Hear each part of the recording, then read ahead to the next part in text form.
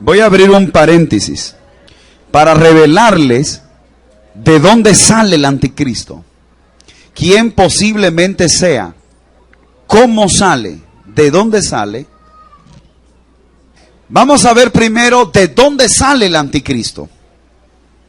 Vaya conmigo, Génesis capítulo 49. Vamos a ver de dónde sale el anticristo. Versículo 1 y el versículo 16, 17. En el versículo 1, y llamó Jacob, Jacob, estoy hablando en hebreo, a sus hijos, y dijo: juntaos y os declararé lo que os ha de acontecer en los días venideros. Eso es escatología, días venideros, en el futuro. Verso 16, 17. Atención con estos dos versículos, mucha atención. Dan juzgará a su pueblo como una de las tribus de Israel. Será Dan serpiente junto al camino, víbora junto a la senda, que muerde los talones del caballo y hace caer hacia atrás al jinete. Tu salvación esperé, oh Jehová. Busque conmigo Deuteronomio capítulo 33, porque en el original, en el texto hebreo original no existe Deuteronomio 34. Si alguien predica de ahí, estaría predicando un gran disparate. Versículo 22. Dice la escritura: a Dan dijo. Dan es cachorro de ¿qué? Que salta desde Basán. Vaya conmigo Apocalipsis, sin olvidar los textos que estamos leyendo, no los olvide. Póngale una referencia, qué sé yo, póngale algo. Un separador de Biblia. Apocalipsis capítulo 7, búsquelo. Versículo 2 en adelante. Verso 2. Vi también otro ángel que subía de donde sale el sol, y tenía el sello del Dios vivo. Y clamó a gran voz a los 4 ángeles, a quienes se le había dado el poder de hacer daño a la tierra y al mar, diciendo: no hagáis daño a la tierra, ni al mar, ni a los árboles, hasta que hayamos sellado en sus frentes, ¿a quiénes? A los siervos de nuestro Dios. Y oí el número de los sellados: 144,000 sellados de todas las tribus de los hijos de Israel. De la tribu de Judá, 12,000 sellados, diga Judá. De la tribu de Rubén, 12,000 sellados, diga Rubén. De la tribu de Gad, 12,000 sellados, diga Gad. De la tribu de Aser, 12,000 sellados, diga Aser. De la tribu de Neftalí, 12,000 sellados, diga Neftalí. De la tribu de Manasés, 12,000 sellados, diga Manasés. De la tribu de Simeón, 12,000 sellados, diga Simeón. De la tribu de Leví, 12,000 sellados, diga Leví. De la tribu de Isaacar, 12,000 sellados, diga Isaacar. De la tribu de Zabulón, 12,000 sellados, diga Zabulón. De la tribu de José, 12,000 sellados, diga José. De la tribu de Benjamín, 12,000 sellados, diga Benjamín. ¿Qué tribu no está aquí? ¿Por qué no está? ¿Por qué la tribu de Dan no aparece en la bendición de los 144,000? Ok, vamos a explicarlo. Ustedes recuerdan en Josué capítulo 24, cuando en su contexto Joshua está distribuyendo las tribus de Israel por cada región cuando conquistan Canaán. Recuerdan esa historia bíblica, ¿verdad? Entonces, la historia bíblica ahí registra que a la tribu de Dan, Josué la colocó cerca del territorio de los filisteos. Usted va a ver en un mapa bíblico, en una geografía bíblica, cuando tenga tiempo, que hay 2 Dan. Hay un Dan que está al norte de Galilea, y hay una parte de Dan que está al borde del mar Mediterráneo o cerca de la tierra de los filisteos. Lo que ocurrió es, según el relato bíblico, que un grupo de danitas no estuvo de acuerdo a la distribución que Josué le estaba dando, que era muy pequeña. Y un grupo de ellos se fue al norte a Galilea, cruzó Galilea y llegó hasta Siria. De los 147 países árabes del Islam, solo hay un país que hasta el día de hoy tiene mezcla árabe-judía. Son los sirios. El anticristo no puede ser totalmente árabe, porque lo ortodoxo que son los judíos no lo recibirían. Pero no puede ser también totalmente judío, porque los árabes no lo recibirían por lo ortodoxo que son. El único pueblo que biológicamente tiene sangre árabe y sangre judía son los sirios. Por lo tanto, en Génesis dice que Dan juzgará a Israel. En otras palabras, uno de los descendientes de los danitas, que su última estadística genealógica fueron los sujamitas, que eso está en el libro de Números, capítulo 26 en adelante. De entre los descendientes de los danitas, que hasta el día de hoy están mezclados con los sirios, de entre uno de ellos sale el anticristo. Dice Génesis capítulo 49 que Dan será cachorro de león. Es decir, lo que trata de revelar la Biblia es que alguien va a tratar de imitar al verdadero león de la tribu de Judá. Y el único que trata de imitar es Satanás. Porque la Biblia habla de una Trinidad, Padre, Hijo, Espíritu Santo. 3 en una sola divinidad. 3 en una sola esencia, sin dividir la esencia. O dividir la divinidad. Para no convertirse en triteísmo. Sin embargo, óigalo bien. Satanás también es un copión de primera. Apocalipsis habla de una trilogía satánica. El dragón, falso profeta y el anticristo o la bestia. Lo único que esa trilogía es imperfecta. La Trinidad de Dios es perfecta. Es perfecta. Plenamente perfecta. Por los 3 seres perfectos que la componen. Ahora, el anticristo sale de Siria. Y viene una parte, por la posición geográfica donde voy a introducirme, me veo obligado a tocar 2 cosas, demonología y angelología. Vaya conmigo a Apocalipsis capítulo 9. Apocalipsis capítulo 9. Verso 1 al 6. A Satanás no le va a gustar lo que voy a tocar ahora, porque me voy a meter en terreno de él. Apocalipsis capítulo 9, verso 1 al 6. El quinto ángel tocó la trompeta, y vi una estrella que cayó del cielo a la tierra, y se le dio la llave del pozo del abismo, y abrió el pozo del abismo, y subió humo del pozo como humo de un gran horno, y se oscureció el sol y el aire por el humo del pozo, y del humo salieron, ¿qué cosa? ¿Qué salieron? Sobre la tierra, y se les dio poder como tienen poder los escorpiones de la tierra.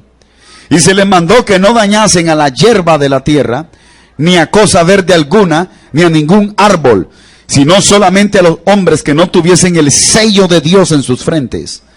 Y les fue dado que no los matasen, sino que los atormentasen 5 meses. Y su tormento era como tormento de escorpión cuando hiere al hombre. Y en aquellos días los hombres buscarán la muerte. Y nunca olvide que la palabra hombre en el Nuevo Testamento viene del griego antropos. Y cuando usted ve la palabra hombre, nunca se va a referir al género masculino. Está acaparando los 2 sexos por la palabra antropos en griego.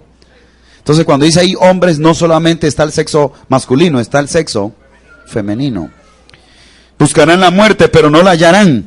Y ansiarán morir, pero la muerte huirá de ellos. Voy a hablar un poco de demonología.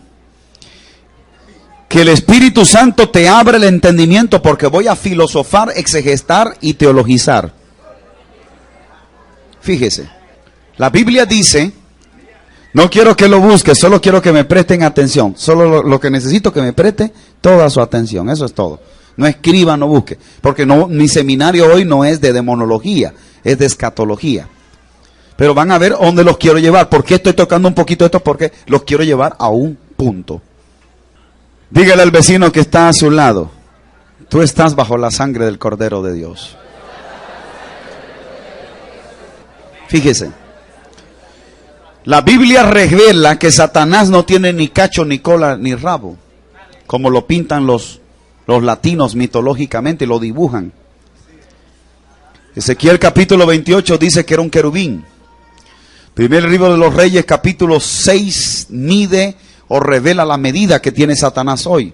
Porque un querubín medía 10 codos de altura. Transformándolo a la medida antiguo testamentaria hasta el día de hoy, 10 codos representan 5 metros. Satanás, lo que hoy es Satanás, que antes fue un querubín, porque hay un error que cometen muchos evangélicos. Dicen, hermanos, recuerden cuando cayó Satanás. Yo digo, no, pero lo que cayó no fue Satanás, fue un querubín. ¿O sí cayó Satanás? Fue un querubín lo que cayó, no Satanás. Ahora, 10 codos representan 5 metros de altura. Es decir, Satanás actualmente mide 5 metros de altura. Es del tamaño literalmente de un poste de luz. Apocalipsis capítulo 12, versos 3 y 4, la Biblia dice que con su cola el dragón arrastraba la tercera parte de las estrellas del cielo. Es decir, una estrella ahí no la podemos interpretar literalmente, porque una estrella de la que están en el espacio exterior es 160 millones de veces más grande que el Sol. El Sol es 80 millones de veces más grande que el planeta Tierra. Si lo interpretamos literalmente de una de esas estrellas que cayera en el planeta, ¿qué le pasaría al planeta? Entonces su interpretación no es literal. Entonces tenemos que darle acceso a las leyes básicas de hermenéutica que dicen que la misma Biblia se autointerpreta. ¿Dónde está la respuesta de lo que es una estrella en Apocalipsis? El capítulo 1 de Apocalipsis, verso 20 dice que las estrellas simbolizan a los pastores, simboliza a ángeles. Claro que en el capítulo 1, en su contexto, está hablando de cada pastor como un ángel en el sentido que son mensajeros de Dios.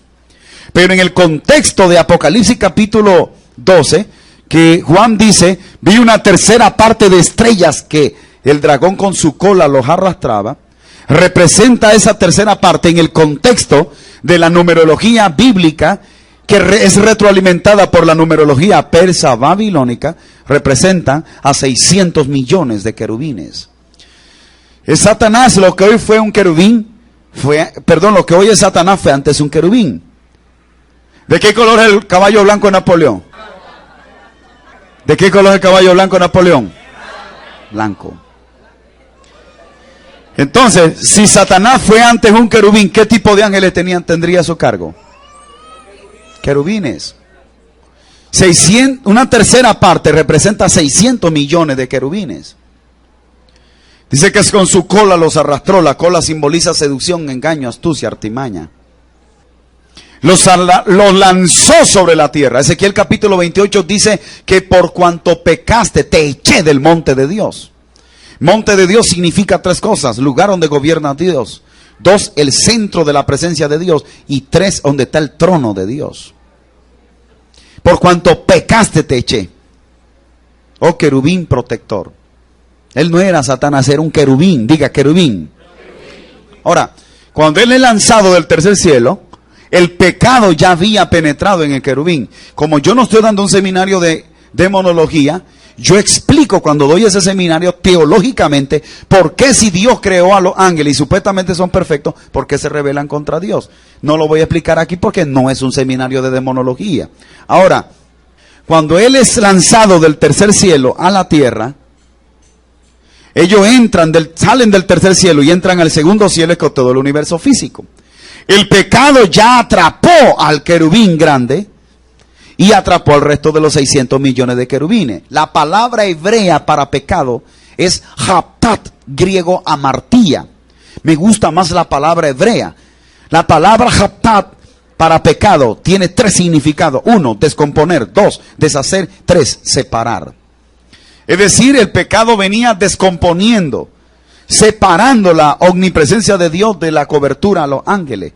Y los venía desfigurando, deformando. Como la Biblia dice en 1 Corintios capítulo 15 que hay cuerpo animal y hay cuerpo celestial, los ángeles tienen cuerpo celestial.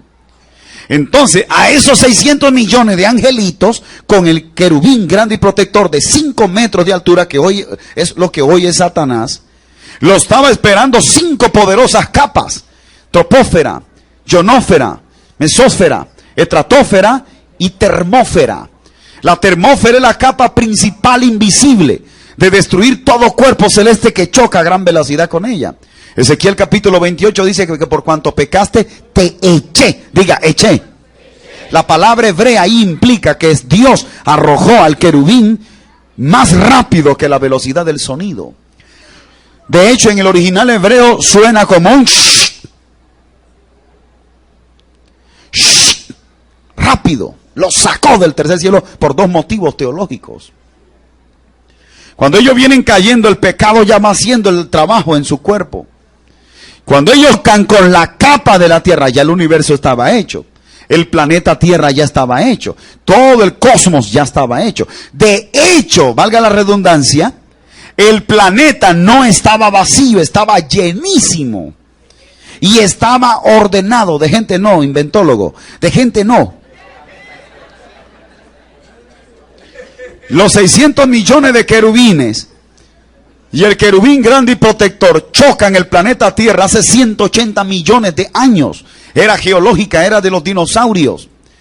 Un científico en Los Ángeles, California, me confrontó y me dice: doctor Ruiz, ¿cómo usted me explica a mí que no fueron meteoritos los que chocaron con el planeta y fueron querubines? Yo le dije: sencillo. ¿Quiere que te lo explique? Sí, cómo no, sencillo. La respuesta es sencilla, chico. Te voy a explicar. Mira, cuando eso, si yo acepto tu hipótesis, porque ni siquiera es una teoría, si yo acepto tu hipótesis que fuera un meteorito, el diámetro de los meteoritos que cayeron, o del tamaño de lo que pintan o hipostáticamente dicen los científicos, el diámetro de los meteoritos que cayeron hace 180 millones de años es 2 veces más grande que esta casa, que este lugar. Solo con uno de ellos no existiera el planeta Tierra. Sin embargo, cuando chocan los 600 millones de querubines, no exterminan el planeta Tierra. En su totalidad lo que causan es un cataclismo. La dejan desordenada y la vacían, porque Dios no hace nada desordenado ni vacío. Porque Dios es un Dios de orden. No acepte esa teoría por ahí que Dios creó desordenadamente para luego ordenar. Dios, la Biblia no revela un Dios desordenado. Dios es un Dios organizado. Diga gloria a Dios, está aquí todavía. Levante la mano y alabe la gloria de Dios entonces. Ahora fíjese muy bien.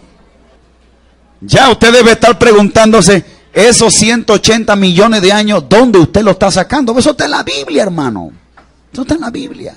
Está en la Biblia. Cuando usted en un tablero me separa estas 3 palabras del versículo 1 del capítulo 1 de Génesis, ¿qué 3 palabras? En el principio, en hebreo. Cielos en hebreo y creó en hebreo. Y hace un análisis contextual del capítulo 1 de Génesis, del verso 1 al verso 2, hay un periodo geológico de 20,000 millones de años. De hecho, en el original hebreo, no en la Reina Valera que usted tiene, en el original hebreo y su exégesis, cada día del Génesis no se puede interpretar como días de 4 horas literales. Porque cada día del Génesis en el original hebreo, cada día es 10 millones de años. Es decir, los 6 días son 60 millones de años. Entonces, ellos chocan, présteme atención, ellos chocan a gran velocidad con el planeta Tierra y los querubines y el querubín grande pierden rostro angelical, cuerpo angelical, poder angelical, fisionomía angelical, pierden autoridad angelical y pasan sufriendo una metamorfosis a una morfosis espiritual de ángeles a demonios. La metamorfosis es el inicio de toda transformación. La morfosis es la culminación de toda transformación. Cuando eso ocurre, ellos se subdividen en dos categorías. ¿Cuáles son esas dos categorías? Uno, que a los que sufrieron la metamorfosis y la morfosis espiritual, la Biblia le llama demonios. Y a los que solamente quedaron en la metamorfosis, inicio de toda transformación, la Biblia le llama ángeles caídos. Mitad demonio, mitad ángel. Dios los deja a 80 millones de kilómetros debajo de la tierra, de la fosa, el abismo más profundo que se encuentra debajo del Triángulo de las Bermudas. Oceanológicamente comprobado. Que la Biblia le llama Leviatán, monstruo marino. Tipológicamente. A 80 millones, de hecho, que República Dominicana pasa cerca de ese triángulo. Ese triángulo está entre Puerto Rico, Miami, Martinica. Ahí está el triángulo. Y es totalmente satánico. Y abajo de ese triángulo está el mero pichón. Ahora, escúcheme bien. La Biblia enseña que el infierno se compone de 5 secciones. Señores, el infierno se compone de 5 secciones. Escúchalo, apréndetelo. 1, Hades. 2, ombligo del infierno. 3, abismo. 4, lago de fuego. Y 5, recipiente del infierno. En el Hades están los muertos sin Cristo. En el ombligo del infierno está el cuartel central de Satanás y los demonios, que está debajo del Triángulo de las Bermudas, que es el abismo más profundo, no está en tierra firme. De hecho, debajo del Triángulo de las Bermudas hay picos, hay cerros 3 a 2 veces más altos que el monte Everest. El tercero es el abismo. En el abismo no hay demonio. ¿Quiénes están ahí? Según Pedro, según la epístola de Pedro capítulo 1 verso 6 y segunda de Pedro capítulo 2 verso 4 y Judas verso 6, ángeles caídos. Ahí no hay demonio. No invente que ahí hay demonios, ahí no hay demonios. En las prisiones eternas o prisiones de oscuridad que habla ahí Pedro y Judas, ahí lo que hay es ángeles caídos. Entonces, vaya conmigo a Apocalipsis capítulo 9, versículo 1 nada más. La Biblia ahí registra un evento escatológico maravilloso. El quinto ángel tocó la trompeta y vi una estrella que cayó del cielo a la tierra y se le dio la llave del pozo del abismo. Entonces, las estrellas en Apocalipsis, ¿qué simbolizan? Ángeles. Entonces dice Juan que vio una estrella que cayó del cielo. ¿A dónde? Vi una estrella que cayó del cielo a la tierra y se le dio la llave del pozo del abismo. Ahora, en la angelología hay 4 clasificaciones de ángeles. Arcángel, claro, no voy a dar un estudio de eso, solo lo voy a tocar por arriba, igual como estuve hablando de demonología, que lo toqué por encima, porque yo no vine a dar seminario de angelología ni demonología. Pero hay 4 tipos de ángeles. Está el arcángel, que no me invente que hay varios arcángeles, solo existe uno. Gabriel no es un arcángel, es un ángel inferior, el más chiquito. Entonces, hay 4 tipos de ángeles.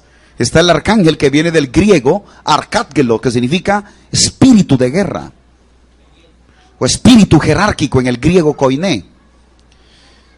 Puedo profundizarlo, pero no voy a hablar de angelología. El segundo en jerarquía es el querubín, que viene del griego serobueín, que significa seres que expresan o seres alados. Si en un momento emocional, psíquico, o Dios te revela un ángel, siempre y cuando usted no me haya comido habichuela y mangú y el subconsciente trabajó. Si Dios te lo reveló y tú viste ángeles con alas, eran querubines. Entonces son seres alados, seres que tienen alas.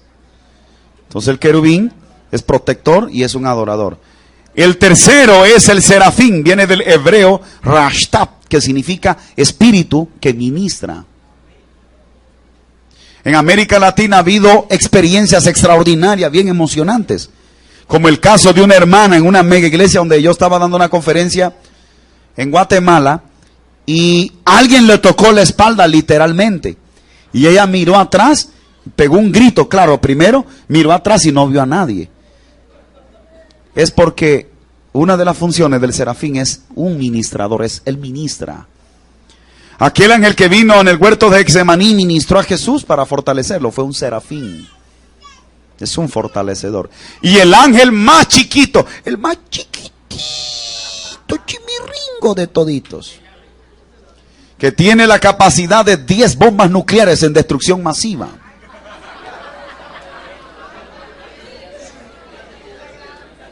Tienen la capacidad de vencer la velocidad de la luz y el sonido. Ahora escuche esto. ¿Quién es el más fuerte entre los ángeles? El arcángel.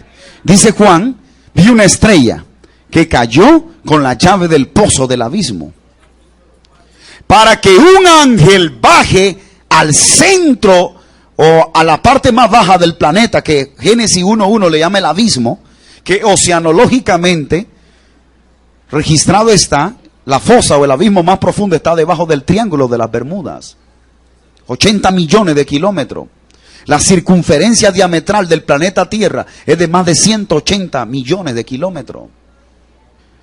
Ese ángel tendría que bajar a la cuarta sección del infierno, que lo acabé de explicar. Son 5 secciones que tiene el infierno.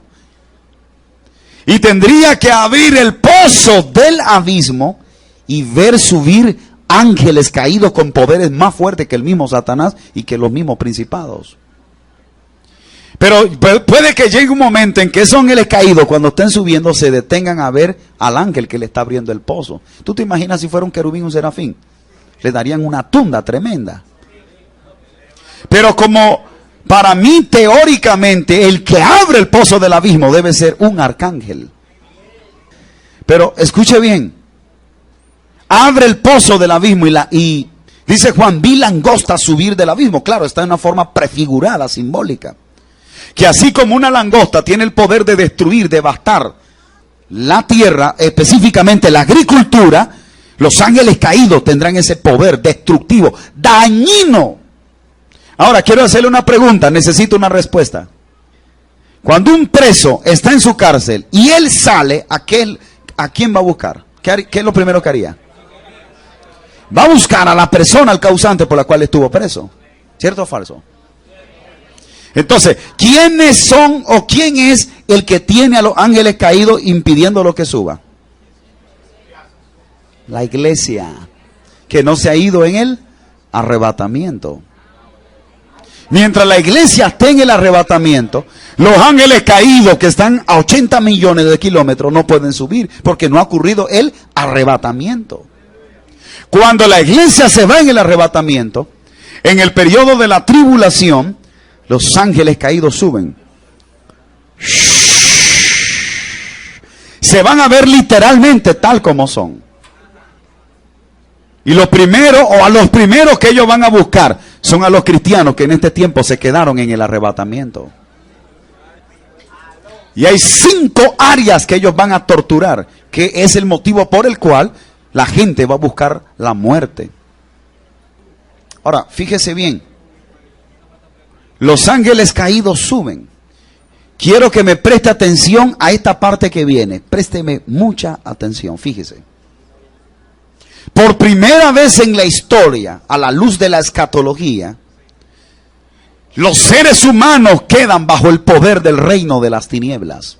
Fíjate, se unen principados, potestades, gobernadores, hueste. A ellos se unen falso profeta, el anticristo, se une el dragón que simbólicamente es Satanás, y para colmo, a todos ellos se le une los ángeles caídos.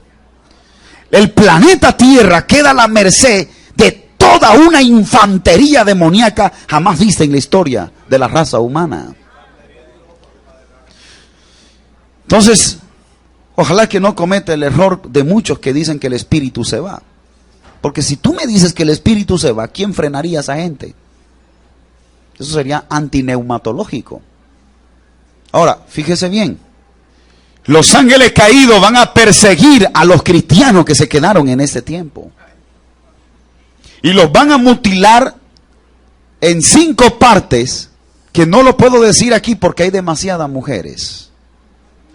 Que ese dolor será tan extraordinario que la gente se van a tirar de los edificios de aviones, un balazo, ¡pah! Literalmente la sangre salpica, todo lo demás, y se siente el dolor, se va a sentir el dolor. Pero 5 meses la muerte huirá. La gente que se tiraban del World Trade Center cuando el avión de American choca, eso no es nada lo que viene en la gran tribulación. Ahora, hay cristianos que se quedan, Dios los salva en la tribulación, pero tienen que morir decapitados.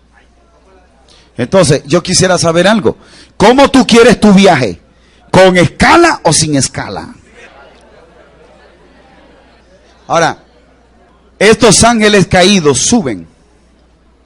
Pero mire lo que va a ocurrir en la gran tribulación. Vaya conmigo a Apocalipsis capítulo 12.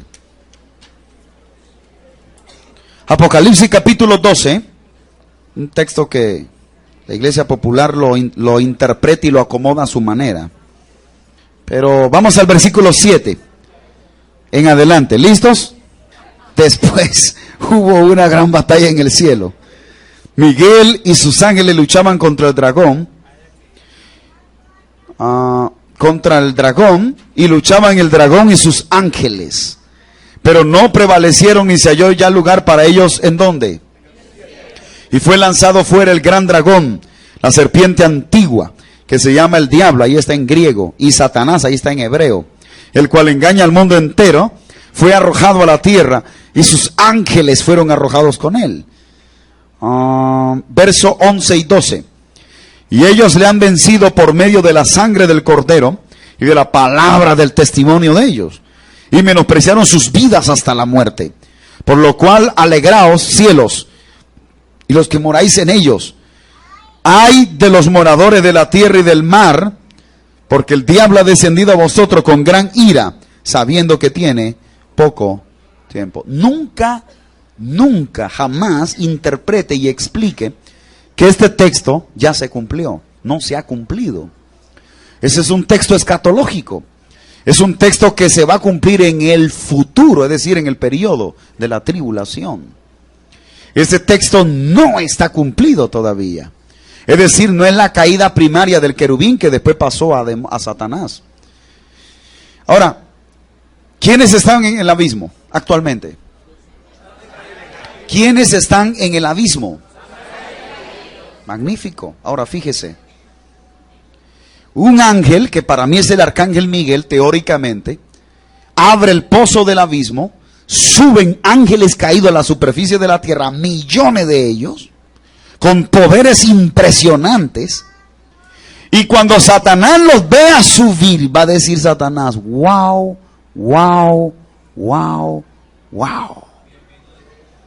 Tengo una buena infantería aquí, ahora sí estoy armado hasta los dientes. Entonces, ¿qué va a hacer Satanás? Los reagrupa, los reorganiza y se va a intentar en el futuro, en la gran tribulación, en la tribulación, subir al tercer cielo. Satanás nunca ha subido al tercer cielo por 2 motivos teológicos. Nunca interpretes mal Job 1 y Job 2. No haga eso. No me haga eso. Porque Satanás nunca ha entrado al tercer cielo, ni puede entrar por 2 motivos teológicos. Pero cuando Satanás ve a los ángeles caídos, los va a reagrupar, los va a reorganizar y va a subir al primer cielo a una velocidad impresionante. Cuando va pronto a llegar al segundo cielo, que es todo el universo físico, no se da cuenta ni se imagina que está Miguelito con una tropa de ángeles de guerra esperándolo.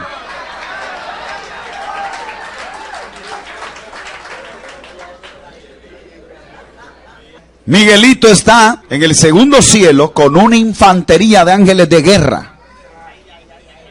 Y dice la escritura, vi una gran batalla en el cielo, Miguel y sus ángeles luchaban contra el dragón y sus ángeles. y no se halló lugar para ellos en el cielo. En el original griego, porque yo traduje todo el Apocalipsis en 3 años en el griego. Como yo hablo y domino el griego por la gracia de Dios, yo traduje los 22 capítulos del Apocalipsis en griego y extraje un montón de verdades exegéticas. Lo logré en 3 años. Ahora, escuche bien. Cuando la Biblia dice que no se halló lugar para ellos en el cielo, está involucrando a los ángeles buenos y a los ángeles malos. Eran de millones de ángeles que el universo pareciera infinito y no cabían en el universo. Entonces, el arcángel Miguel los arroja de nuevo a la tierra. Millones de ellos caen a la tierra, principalmente Satanás. Y es una paliza tan grande que le da el arcángel Miguel, que viene ese señor bien airado al planeta Tierra. Cuando él llega a la tierra, entonces le coloca otra tortura y otra persecución de nuevo a los cristianos que se quedaron. Pero gracias a Dios aquí nadie se va a quedar en el arrebatamiento de la iglesia. No tenga temor. Ahora, si usted quiere ver esos ángeles caídos, pues tendría que quedarse.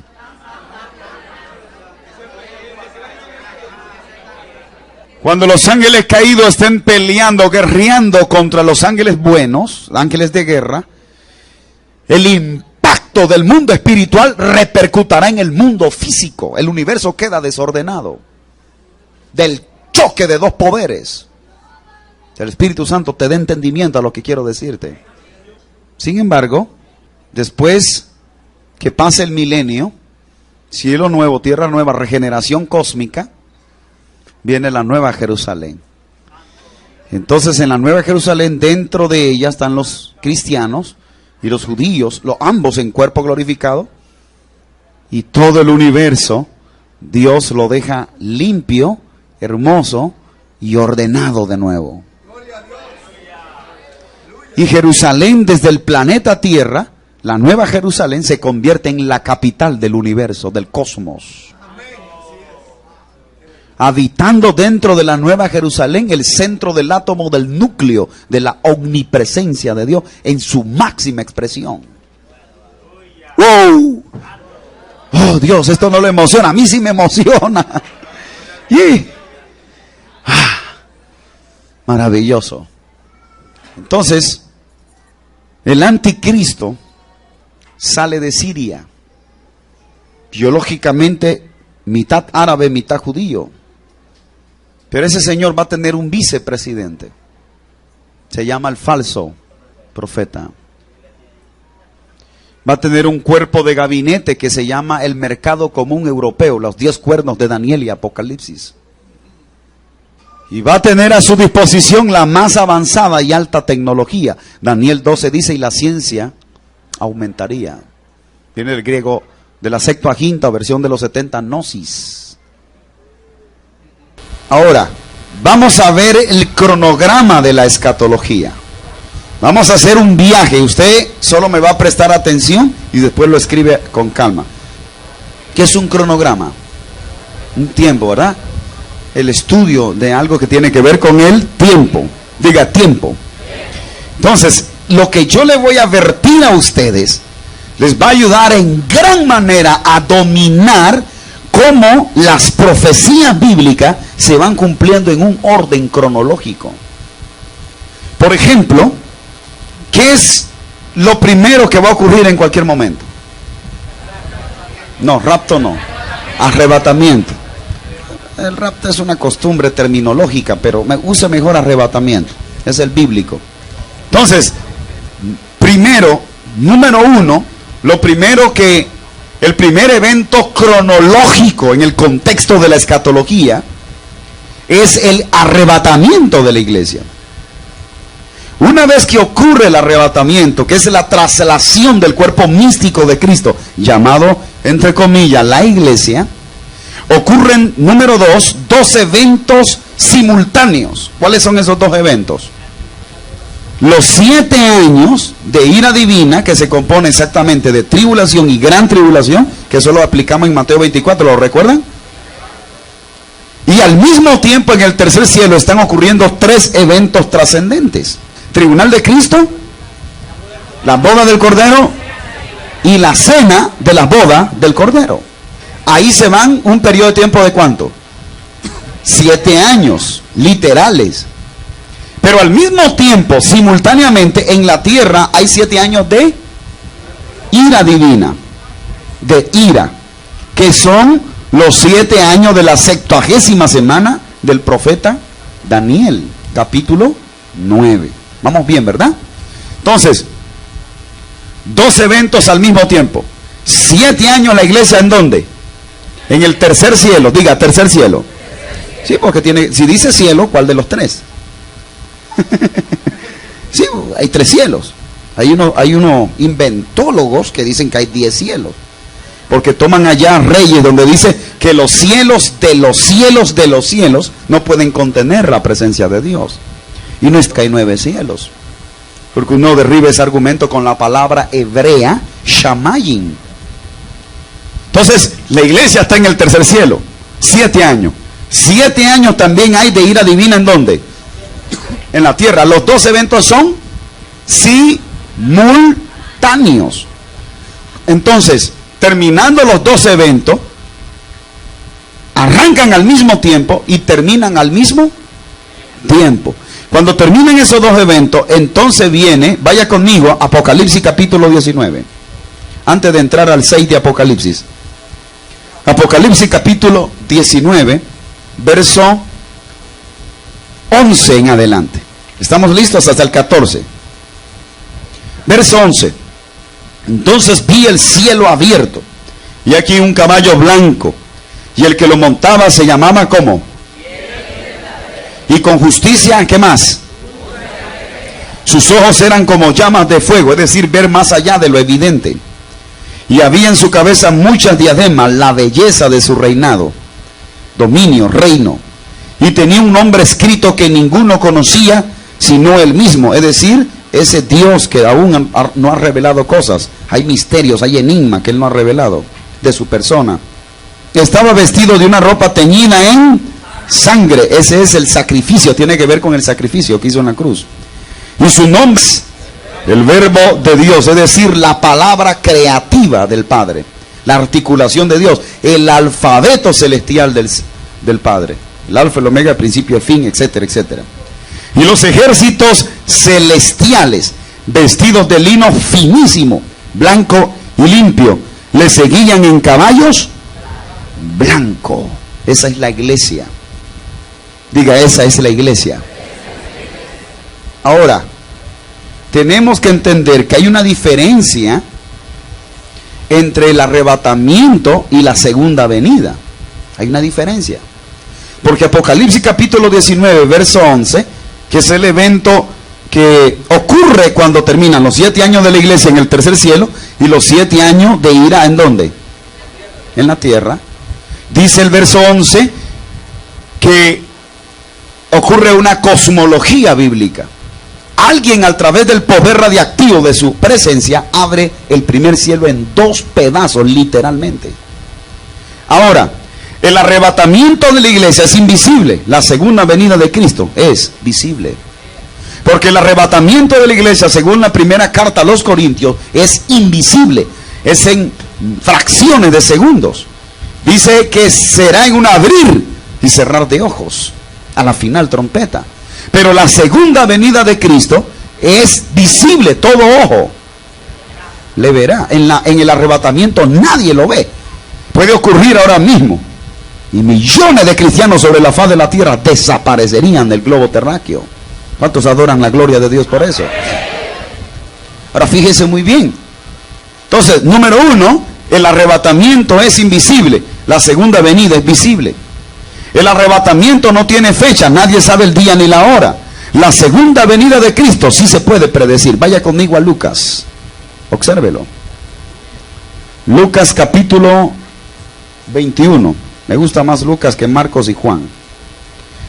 Observe cómo un científico de la NASA o europeo, si se quedara en el arrebatamiento, que es lo que estamos esperando a la iglesia a nivel mundial, logre como un científico de la NASA con conocimiento de escatología bíblica, podría predecir la segunda venida de Cristo. Es decir, cuando Cristo sale del tercer cielo con la iglesia, terminando la cena de las bodas, y viene a la tierra a establecer su reino mesiánico de 1000 años literales. En Lucas capítulo 21, verso 25, 26, 27. ¿Lo tiene? Ok. Entonces habrá señales ¿en dónde?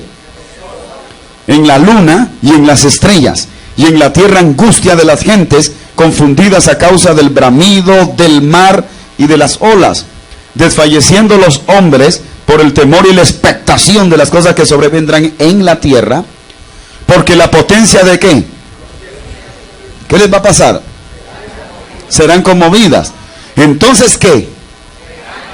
Verán ¿a quién? Que vendrá en una nube con poder y gran gloria. ¿Cuál es ese? ¿El arrebatamiento o la segunda venida? La segunda venida, que es visible. Porque Apocalipsis capítulo 1, verso 7 dice que todo ojo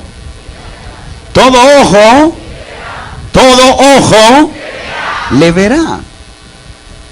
Ahora, nunca se ha hecho esta pregunta: ¿cómo es posible que el continente americano vea literalmente a Jesús descender en el Monte de los Olivos?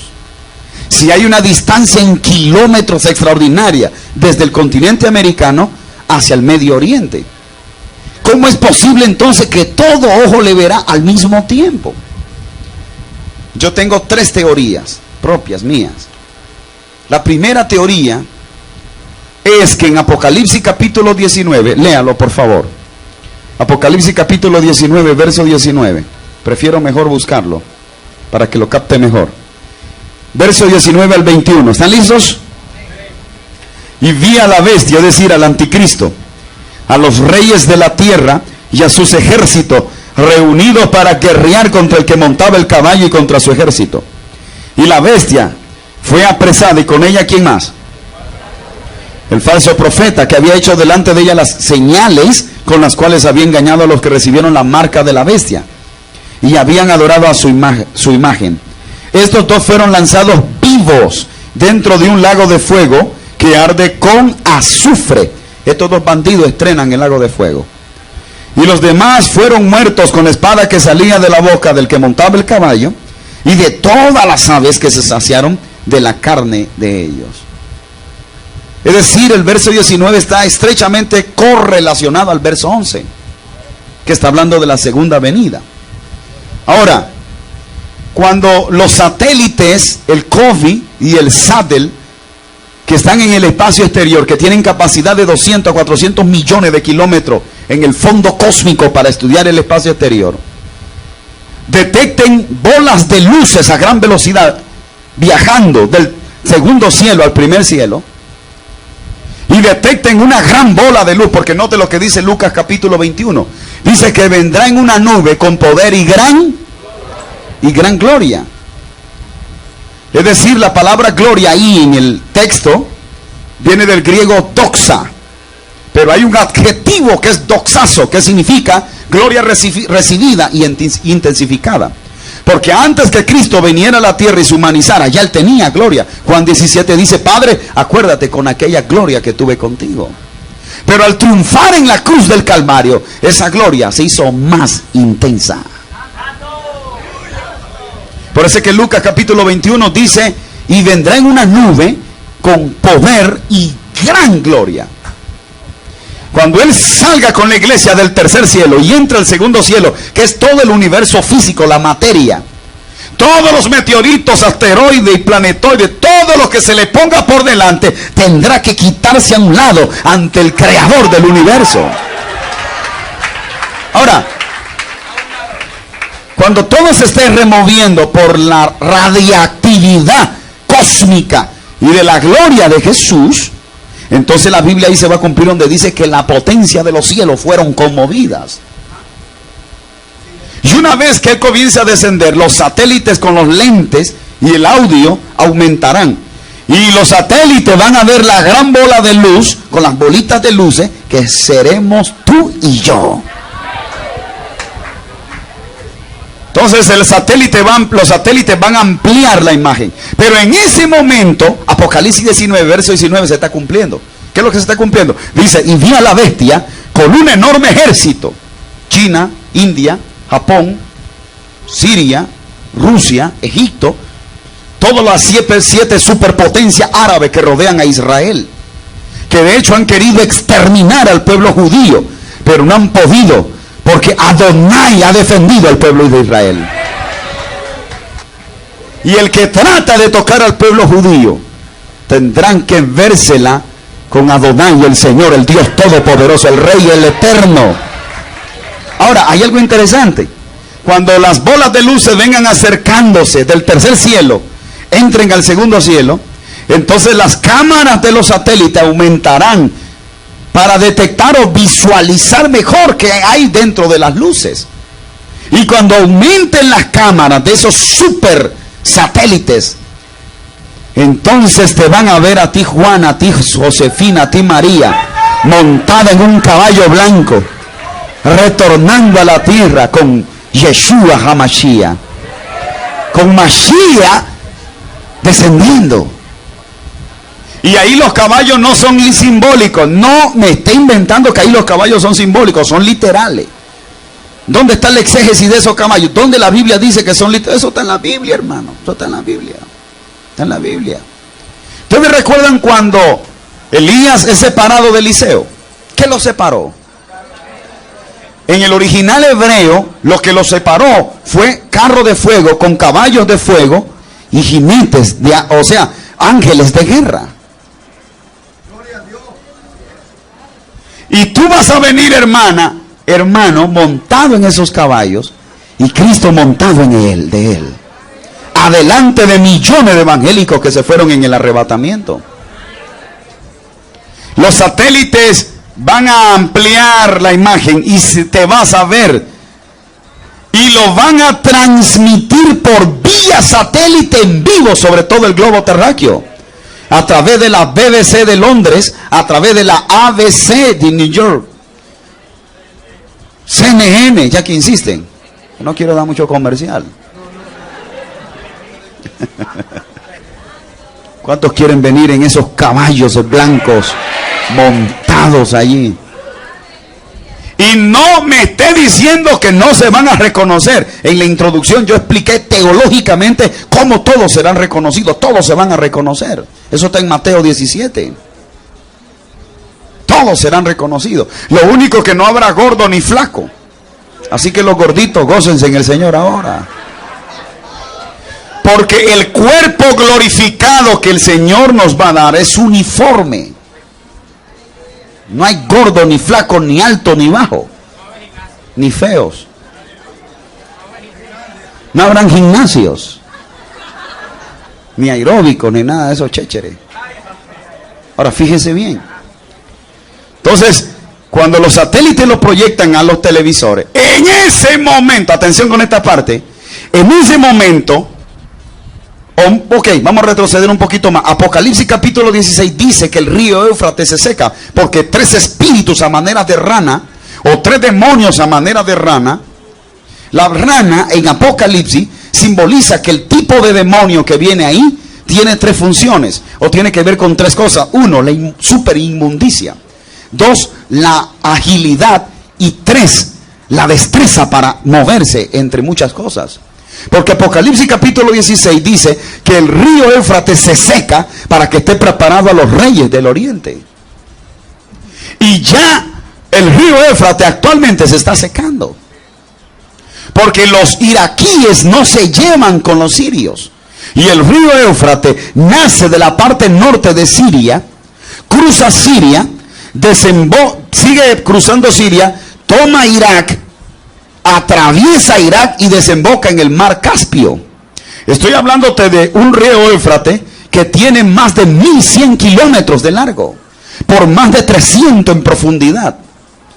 Dice que se seca porque cuando esté seco, como una de las evidencias o características del verdadero anticristo es que es un estratega militar, es un militar mejor que Alejandro Magno. Entonces 200 millones de soldados, Apocalipsis capítulo 9, dice que atraviesan el río Éufrates seco. Pero como está seco, a 200, 300 metros a profundidad, el ejército va a pasar por ahí y no va a ser visualizado. Para salir a Siria, y de Siria bajar al valle de Megiddo, Esdrelón o Josafat, para desde allí disparar los misiles con cabeza nuclear o bacteriológico hacia Jerusalén, Israel. Pero en ese momento, en todo ese movimiento, ellos no se están imaginando que del tercer cielo salió Cristo con la iglesia a establecer su reino mesiánico. Note lo que dice Apocalipsis capítulo 19, verso 19. Y vi a la bestia preparada para guerrear contra el que montaba el caballo. Es decir, el anticristo no sabía que ya Yeshua venía con la iglesia a establecer su reino mesiánico. Pero como le avisan por satélite al anticristo, entonces en vez de apuntar los misiles hacia Israel, cambia y dice, wow, y los apunta hacia el primer cielo. Todos los misiles comienzan a apuntar arriba en vez de apuntar a Israel. Por eso es que yo discrepo, no habrá ninguna tercera guerra mundial. Ni un solo misil se dispara contra Israel. Que le diga a alguien por ahí a usted que habrá una tercera guerra mundial, no acepte eso. Es antiescatológico, no lo habrá. Entonces viene la segunda parte, por la cual la gente sabrá y todo ojo le verá que Yeshua está cerca. ¿Cuál es? Que Satanás está zambullido en el cuerpo del anticristo, de ese señor. Y Satanás tiene dominio sobre una cuatridimensión, es decir, domina debajo de la tierra, sobre la tierra, primer cielo, segundo cielo.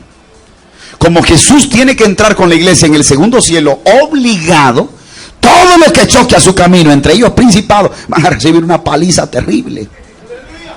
Porque todo lo que se encuentra a su paso tiene que quitarse. Y el segundo cielo, yo le explico eso en demonología, está minado en principados. Entonces, Satanás no tiene lo que Dios tiene. ¿Qué es lo que Dios tiene que Satanás no tiene? Que Dios es omnipresente. Satanás, para poder viajar del planeta Tierra a la Marte, tiene que hacerlo en 2, 3, 4, 5 horas. Mientras que ese señor llega a Marte, Dios está... ¿Por qué llegaste tarde?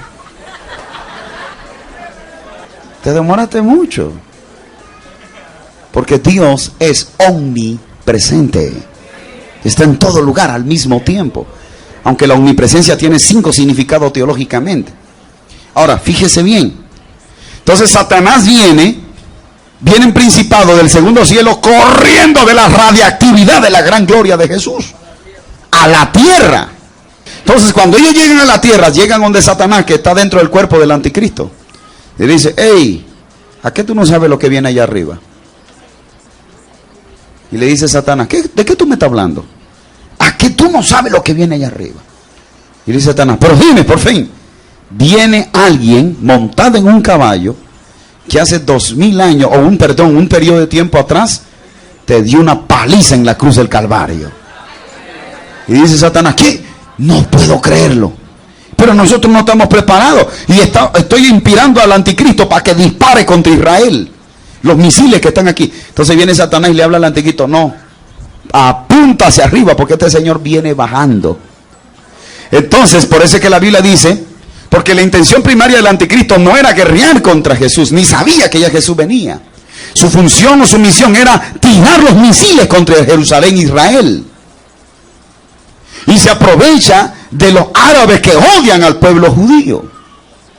7 superpotencias árabes rodean a un pequeño país que mide 25,000 kilómetros de largo, con 2 millones de habitantes, chiquitito.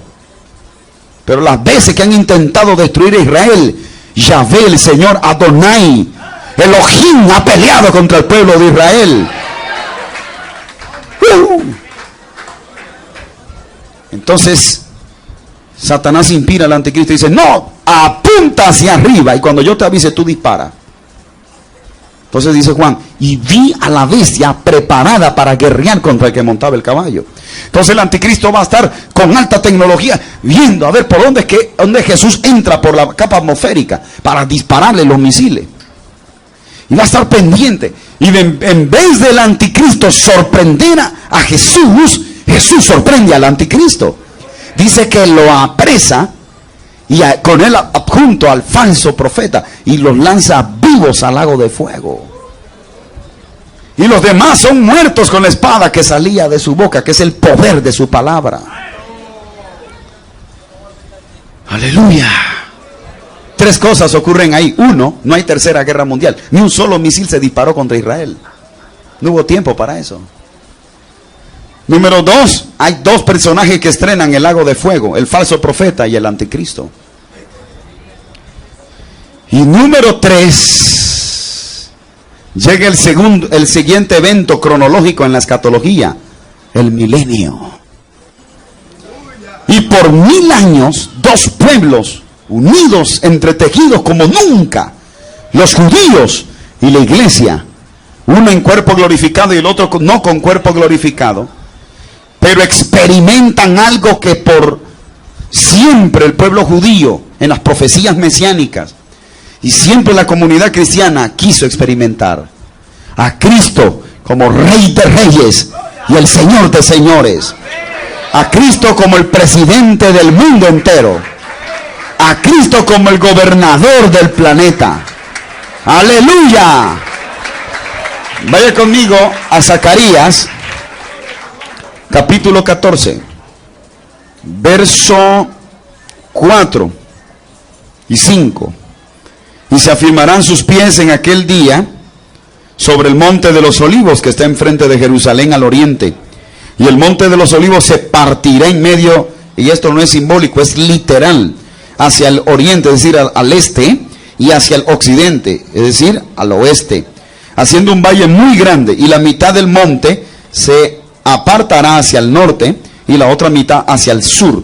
Y huiréis al valle de los montes, porque el valle de los montes llegará hasta Asal.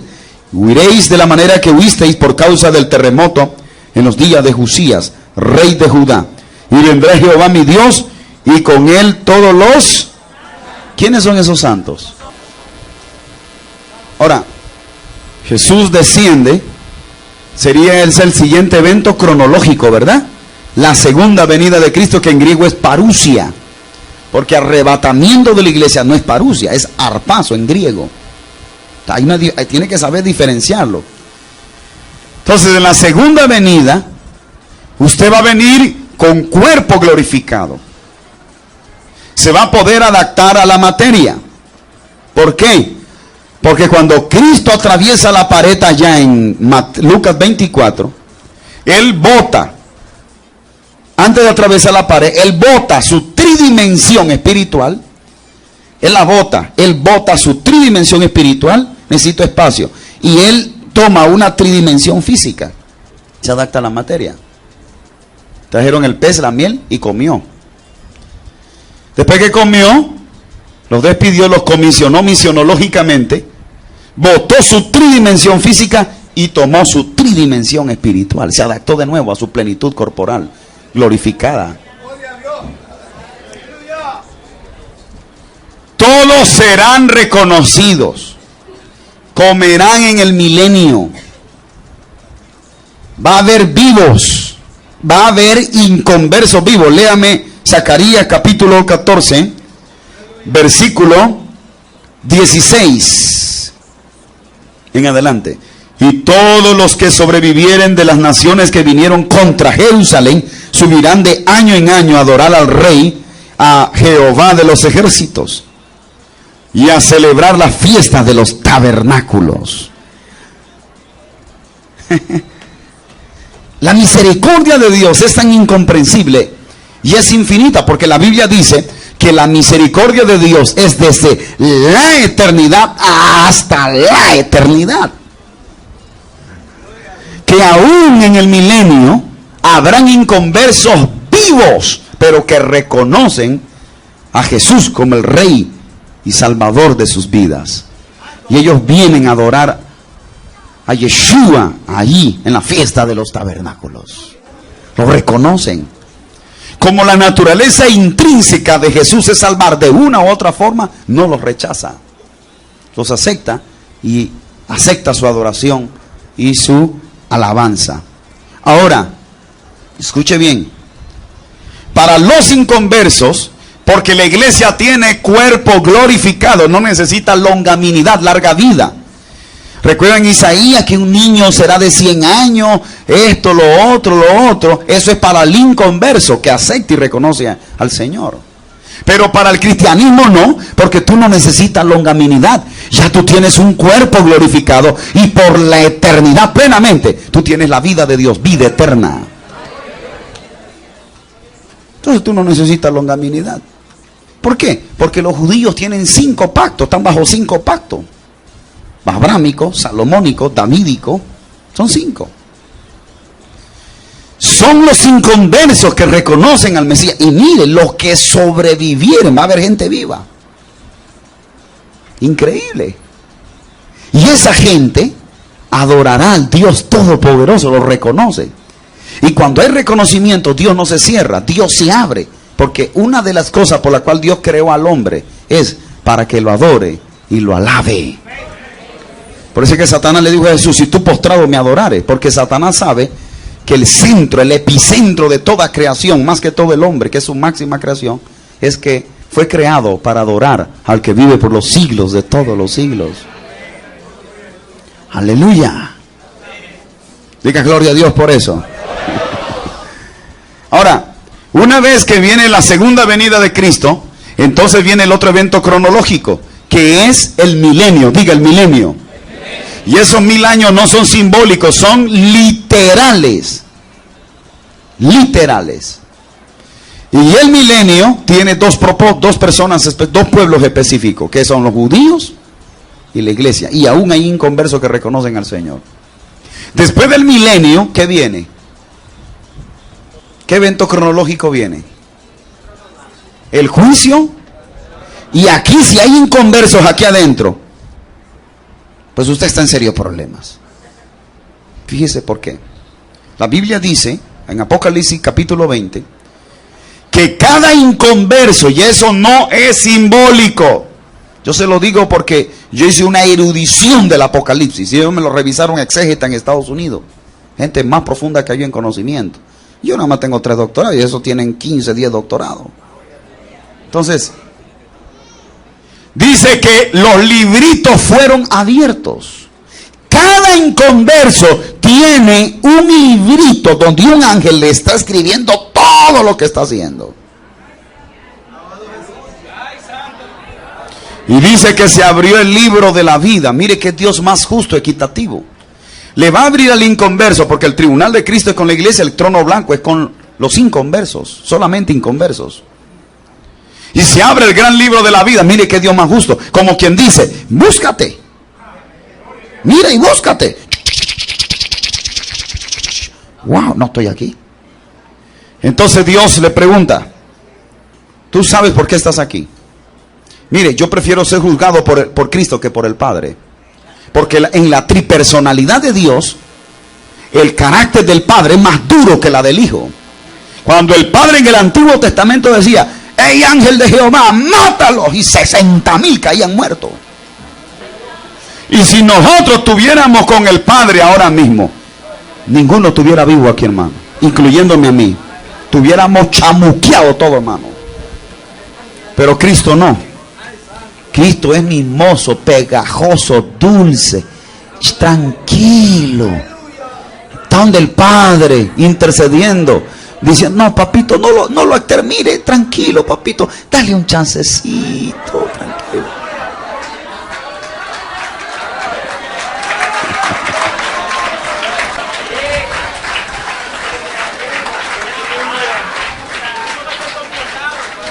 Aleluya. Ahora, el carácter del Espíritu Santo, neumatológicamente hablando, es más sensible que la del Padre y el Hijo. A ese Señor, solo con blasfemarlo, es reo eterno de condenación. Fíjese bien. ¿Cuántos creen que Dios es misericordioso? Que Dios es piadoso. Entonces, se abre el libro de la vida. No se encuentra nadie. Y hay algo interesante. Todos los que estaban en el Hades son retornados. Pero no en cuerpo, en alma. Ahí no hay nadie con cuerpo todavía, allá entre el trono blanco. Entonces dice la Escritura que son juzgados según sean sus obras, sus actitudes, su carácter, su determinación. ¿A qué se inclinó? Lógicamente al mal, al reino de las tinieblas, al pecado, etcétera, etcétera. Después que el Padre los juzga, entonces el cuerpo de ese inconverso se fusiona con el alma. Y cuerpo y alma, o en cuerpo y alma, son lanzados al lago de fuego. Ahora, allá abajo va a haber una corredera tremenda.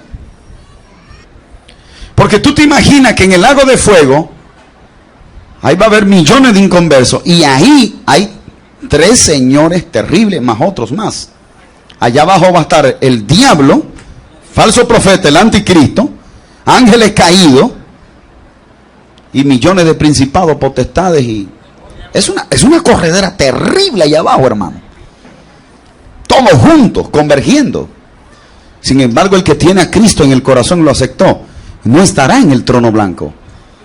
Estará en las bodas del Cordero. Estará de fiesta, de júbilo con el Señor. Dele la gloria a Dios por eso. Haga algo. Usted va a estar...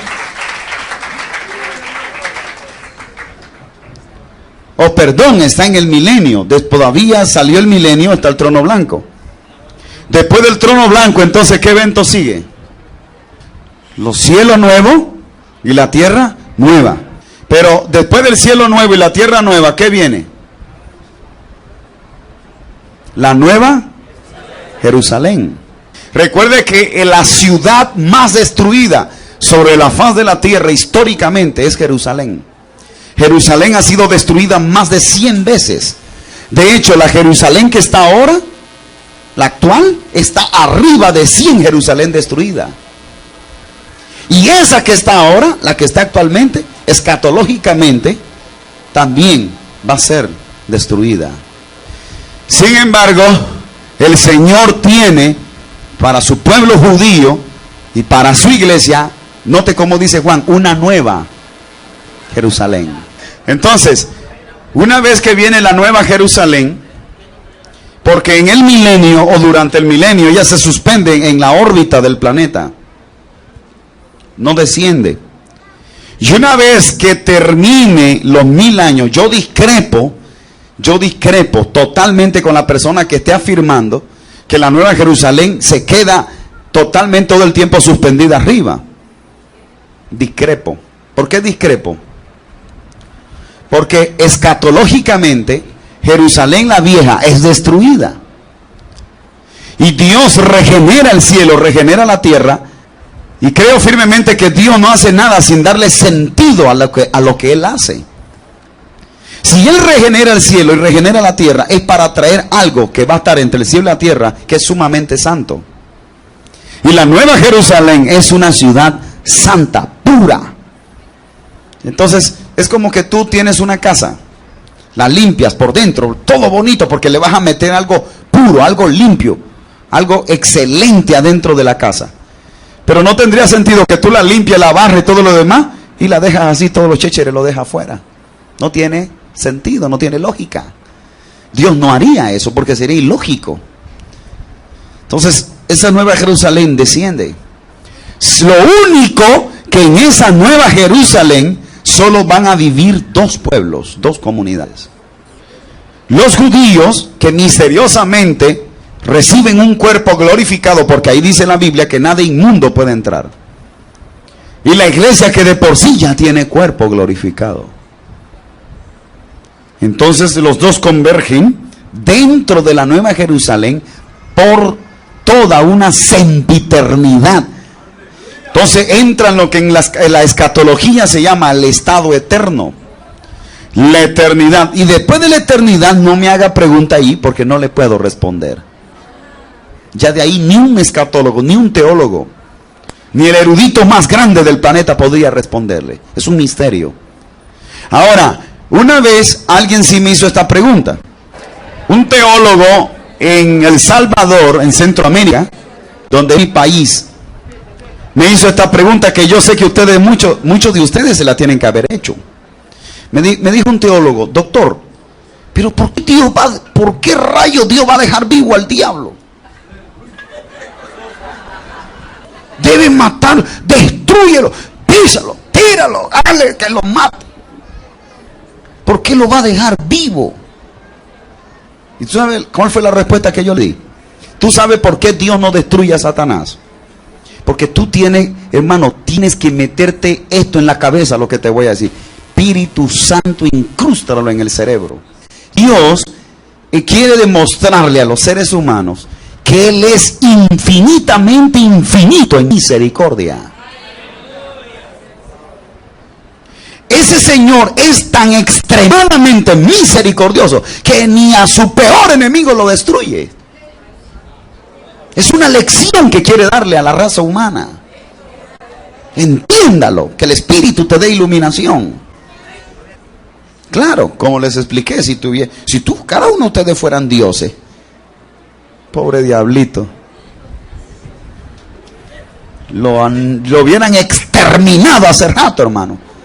Pero como no son dioses, y existe un Dios que es incomprensible en la misericordia que tiene, deja vivo al falso profeta, deja vivo al anticristo, a todos quedan vivos. Lo único que de ahí del lago de fuego no lo sacan ni la grúa más grande. Por la eternidad queda esa gente allá adentro. No salen más nunca. Mientras tanto, arriba de la tierra, purificada, regenerada, cosmológicamente hablando, usted y yo estamos por la eternidad disfrutando de la gloria del Señor. ¿Cuántos alabamos a Dios con un aplauso por eso?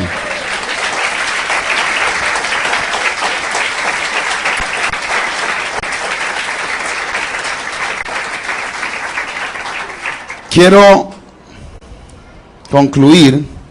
¿Cuántas evidencias di? 3 di. ¿Cuál fue la primera? La caída de la moneda de Estados Unidos. ¿Cuál fue la segunda? La unión o la fortaleza política y religiosa del Islam, donde unen los países árabes para venir en la batalla de Armagedón. Y la tercera fue la construcción del cuarto templo en Jerusalén. Ok, ahora vaya conmigo a Apocalipsis capítulo 6 y vamos a ver qué es lo que va a ocurrir durante los 3 primeros años y medio. Apocalipsis capítulo 6, verso 1 al versículo 2. El texto que vamos a analizar es un texto polémico, porque hay diferentes interpretaciones. Unos dicen una cosa, los otros dicen otra cosa. El hombre es el que trae confusión. La Biblia no confunde a nadie. El dogma o los dogmas del hombre o las malas interpretaciones del hombre son las que hacen que hayan diferentes versiones. Pero la Biblia tiene una sola versión.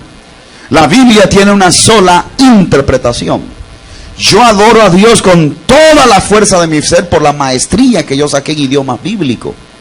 Porque eso me ha ayudado no solamente para yo ayudar a otros, sino a mí mismo, para mi propio provecho, en interpretar profunda y correctamente las Sagradas Escrituras. No es igual predicar y enseñar en una Reina Valera, que es 35,000 copias del texto original, con 18,000 errores de copistas, que predicar y enseñar dominando el hebreo, el arameo, el griego y el latín bíblico.